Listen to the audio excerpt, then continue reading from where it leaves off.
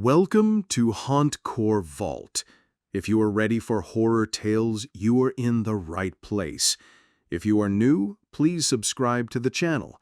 I'd love to know where are you from and what time you are watching.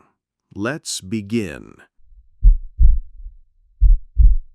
Last summer, I went to visit my cousin in a small rural town. The kind of place where the biggest excitement is the gas station getting a new soda machine. We were bored out of our minds, so one afternoon, we decided to explore the woods behind his neighborhood. That's when we found it.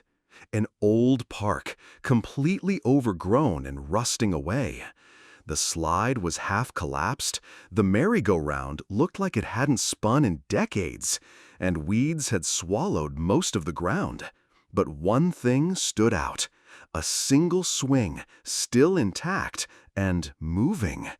It creaked slowly back and forth, even though the air was completely still. I figured it was the wind, what else could it be? But my cousin stopped dead in his tracks. He didn't laugh or joke like I expected. Instead, he said flat out, "No one goes near that swing."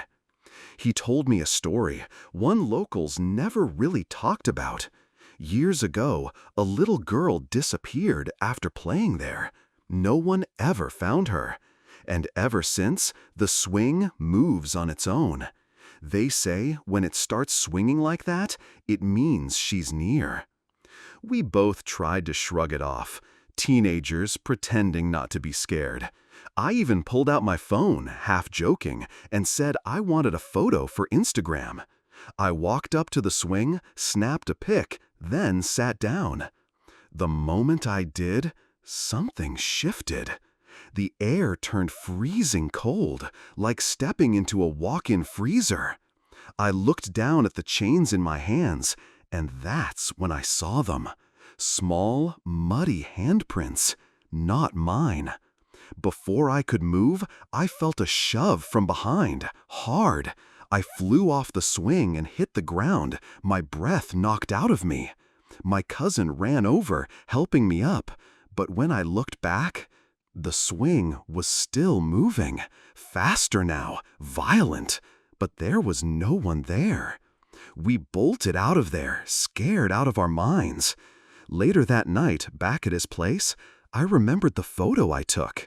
I opened it, expecting nothing, but there she was, a blurry figure standing right behind me in the frame, a little girl, eyes pitch black, dress torn and dirty, just standing there. My cousin swore he didn't see anyone, neither did I, not until I looked at that photo. And now, every night at exactly 3:03 a.m., I hear it, the creaking of a swing, right outside my window. They used to call it the endless slide, just an urban legend passed around by local kids, the kind of thing you whisper at sleepovers or dare each other to do when you're feeling brave.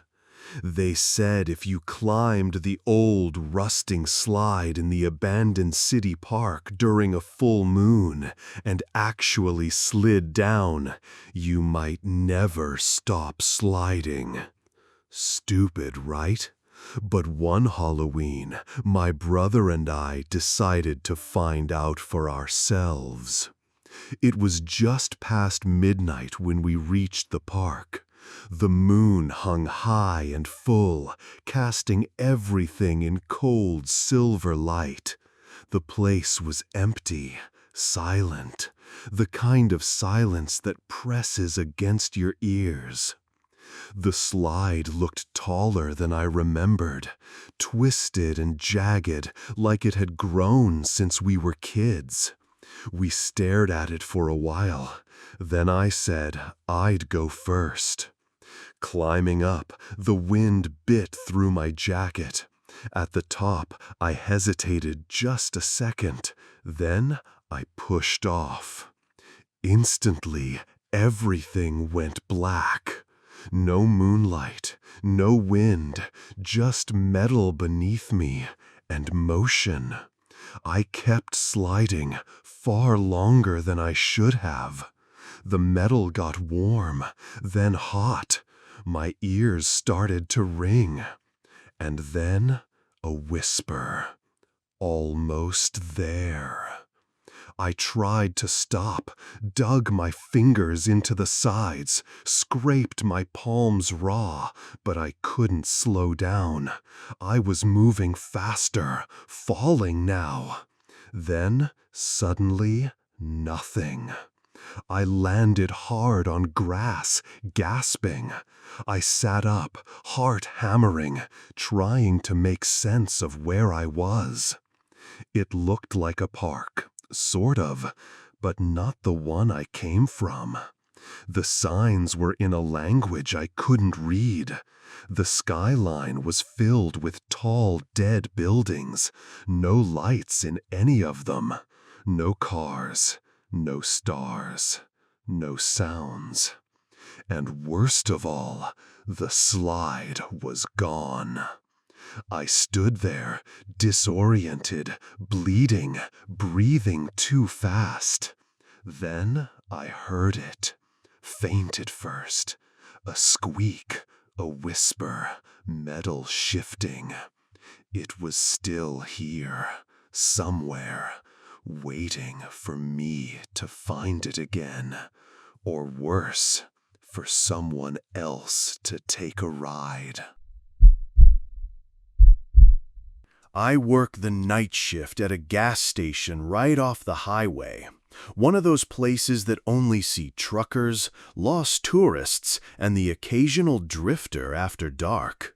It's quiet, too quiet sometimes. Every night, around 2 a.m., I step out back for a smoke. From there, I can see the old Riverside Park across the street. It's been abandoned for years, overgrown, rusted out, a place the city forgot. But every night, I hear it. A whistle, 3 notes, soft, slow, always the same. At first, I figured it was some homeless guy, maybe sleeping in the playground. So one night, I crossed the street to check it out. The park was empty, deserted, just the merry-go-round, spinning ever so slightly. No wind, no people. I brushed it off. Then, stupidly, one night I decided to whistle back. 3 notes. I waited. Nothing. Then, a reply. 3 notes, but closer. Definitely closer. I didn't go back after that. Next night, I ignored it. Didn't look. Didn't respond. But the whistle didn't ignore me. It followed me. At first, just outside, near the trash bins. Then inside the station, in the aisles, in the stockroom, even in the bathroom where the pipes don't work right. I tried wearing earbuds, still heard it. Eventually, I pulled out my phone and recorded it, just to prove I wasn't losing my mind. Played the clip back when I got home. But the sound didn't come from my phone's speaker. It came from behind me. I froze, spun around. Nothing there. I listened again, closer. After the whistle, there's something else on the recording. A voice, barely audible. A whisper, almost lost in the static. It says, "You're next to play." I haven't slept since. And the worst part? Tonight, the whistle didn't come from the park. It came from behind the counter. It happened 2 weeks ago, on a night when the fog rolled in thicker than I'd ever seen.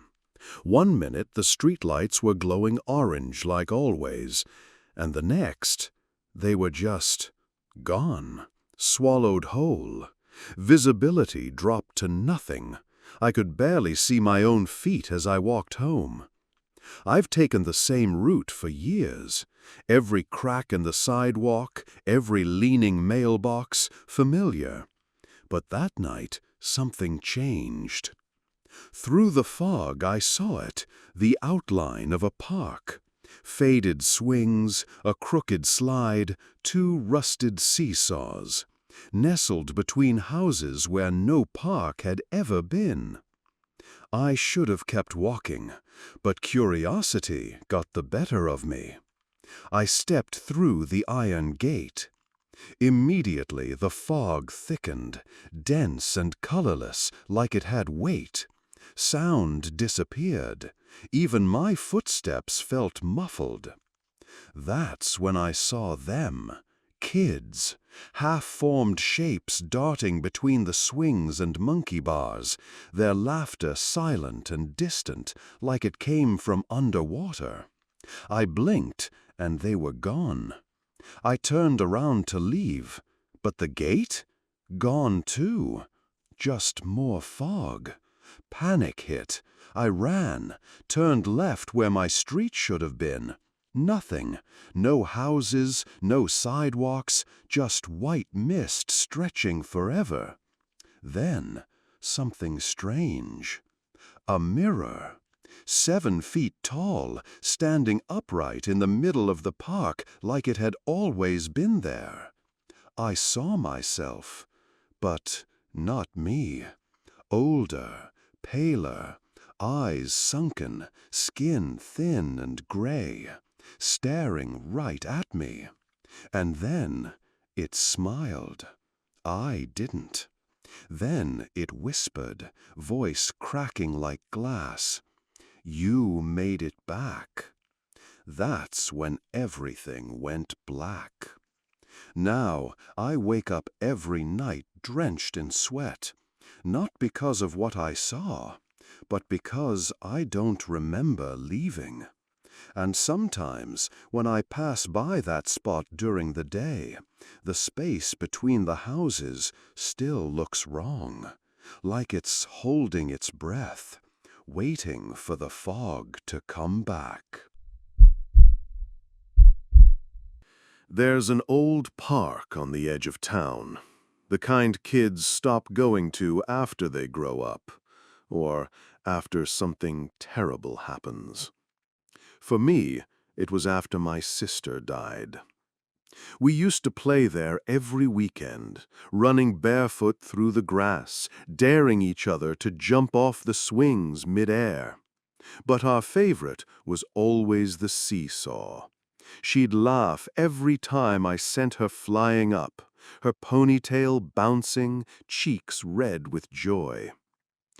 Then came the accident, one rainy night, and just like that, she was gone. I never went back after that, not until a year later. I was walking past the park on my way home. It was getting dark, cold, but through the corner of my eye, I saw it, the old seesaw, gently rocking up and down. There was no wind, no one around, and yet it moved.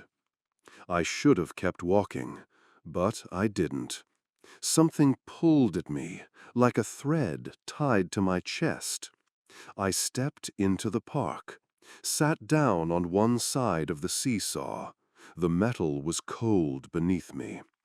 A few seconds later, the other side dipped, as if someone, something, had sat down across from me.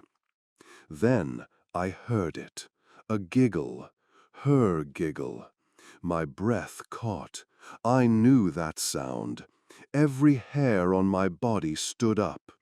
The seesaw lifted me gently into the air, and I felt it, warmth, familiar, comforting, like a memory pressing itself into the present. Then a whisper, "Play one more time, and I'll come back." I didn't think, I just nodded. I came back the next night, and the next.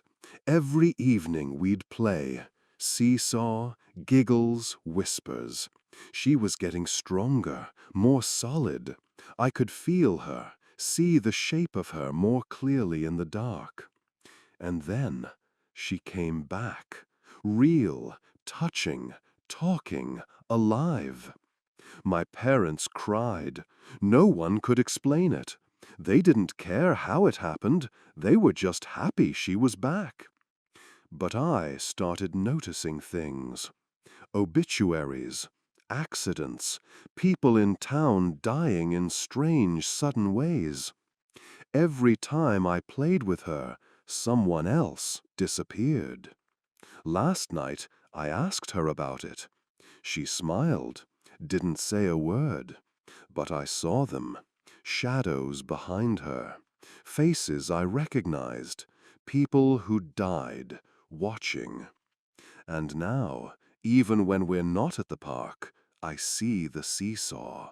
It moves, on its own, still rocking, still waiting for its next player. I take the same shortcut through the woods every day. It's a narrow dirt path, quiet, a little overgrown, but it shaves 10 minutes off my walk to work. I've lived here for years. I know every tree, every bend. So yesterday, when I saw a park nestled between the pines, bright slides, seesaws, a perfect ring of mulch, I stopped cold. It looked brand new, like it had been built overnight.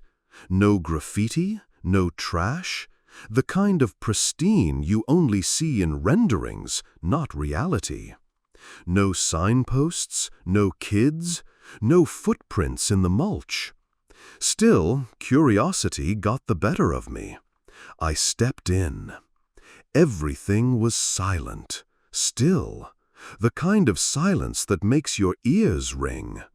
I walked past the swings, the chains didn't move, past the jungle gym, not a single leaf on the platform. It was too perfect. Then I noticed the names, carved neatly into the equipment, not etched by kids, but engraved, permanent, clean. The slide read, Emma, 2019.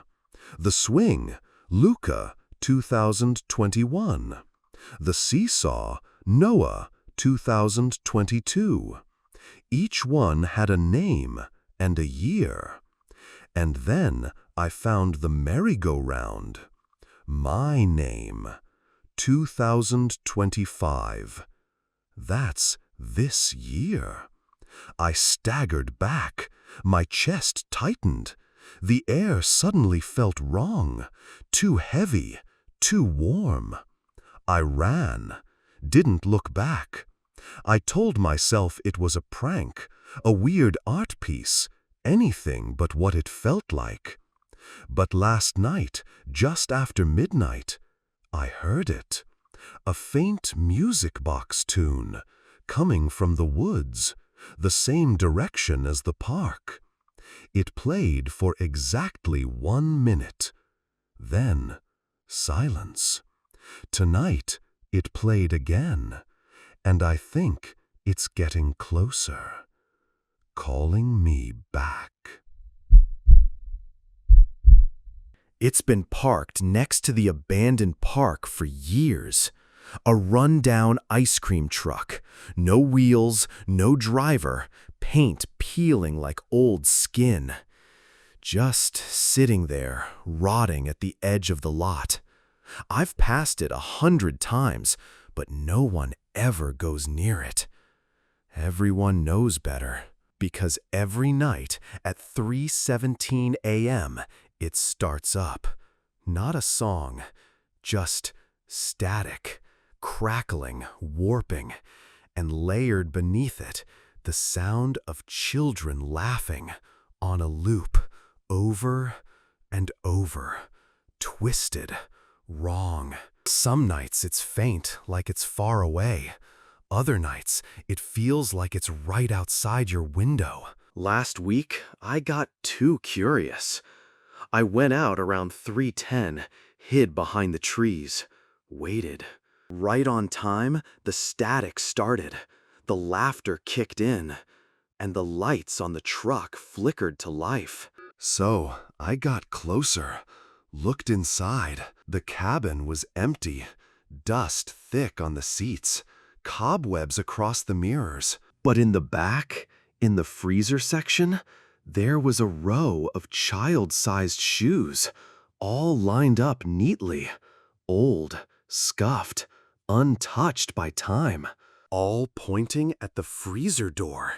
It had always been locked before. I don't know why I opened it. Curiosity? Stupidity?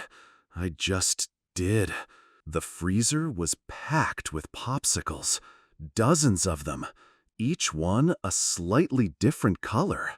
No labels, no packaging, just frozen.